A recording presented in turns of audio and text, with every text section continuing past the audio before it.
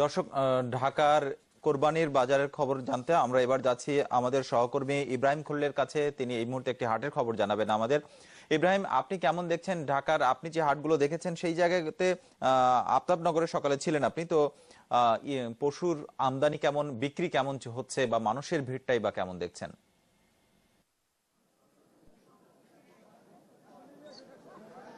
জোহা, সকাল থেকেই কিন্তু আজকে ক্রেতার সমাগম এখানে বেশি।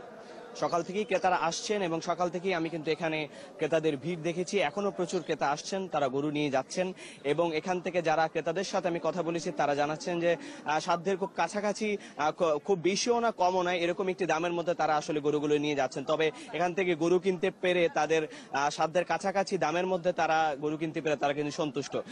যদি আপনাকে আমি দেখাই, ঠিক আমার পেছনে দেখবেন যে অনেক লোকজন কিন্তু গরুগুলো কিনে নিয়ে যাচ্ছে এবং প্রচুর লোকজন কিন্তু এখানে সমবেত হয়েছে এবং আরো অনেক গরু রয়েছে।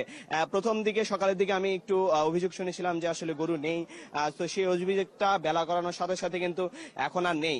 এখন কিন্তু লোকজন দেখতে পাচ্ছি আমি যে আরো কিছু গরু ট্রাকে ট্রাকে গরু আসলে এই হাটটিতে আসছে এবং লোকজন কিন্তু এখান থেকে গরু কেনার জন্য প্রচুর লোকজনও সাথে সাথে আসছেন এবং তারা কিন্তু এখান থেকে কিনে নিয়ে যাচ্ছেন।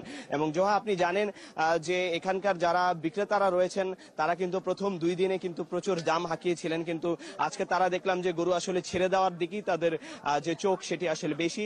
তারা চাচ্ছেন যে আসলে গরুগুলো বিক্রি হয়ে যায় এবং তারাও আসছেন, নেগোসিয়েশন করছেন, দরদাম করার মধ্যে তারা সন্তুষ্ট হয়ে কিনে নিয়ে যাচ্ছেন। তো সন্ধ্যার পর থেকে জোহা, গরুর যে আমদানি বা গরুর হাটের মধ্যে প্রবেশ সেটির হার কিন্তু বাড়বে।